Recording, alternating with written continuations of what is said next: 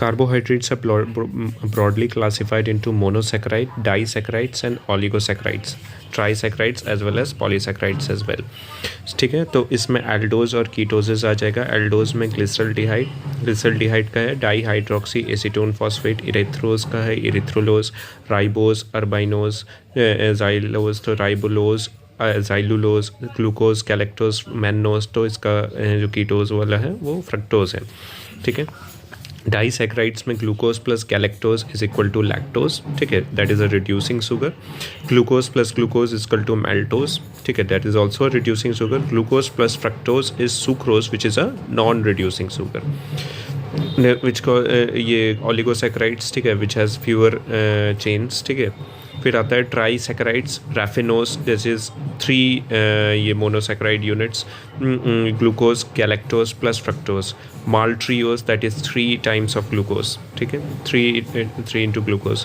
Polysaccharides में polysaccharides और heteropolysaccharides आता है। होमोपॉलीसैकराइड्स जो होता है वो तुम्हारा वो पॉलीसैकराइड्स होता है जो सिमिलर मोनोसैकराइड यूनिट्स थे अपॉन हाइड्रोलाइसिस, जब वाटर ब्रेकडाउन करे तो। Starch, glycogen, insulin and cellulose. Heteropolysaccharides में हेट्रोग्लाइकेंस आएगा, उसमें पॉलीसैकराइड्स जो है वो डिससिमिलर मोनोसैकराइड यूनिट्स बनाएगा upon hydrolysis. Example hyaluronic acid, heparin, chondroitin sulphate and keratin sulphate. Now, isomers example stereoisomer, epimers, anomers, enantiomers and optical isomerism. Mostly जो है वो ज़्यादातर ये एग्जाम्पल्स ही आता है, जैसे कि डी ग्लूकोज का जो है वो एल ग्लूकोज हो जाता है, क्योंकि यहाँ पे जो कार्बन का के पोजीशन पे एच और ओ एच का ये चेंज हो जाना, 5th कार्बन पे ये सीधे एकदम मिरर इमेज हो जाता है यहाँ पे, पेनल्टीमेट कार्बन जिसको कहते हैं।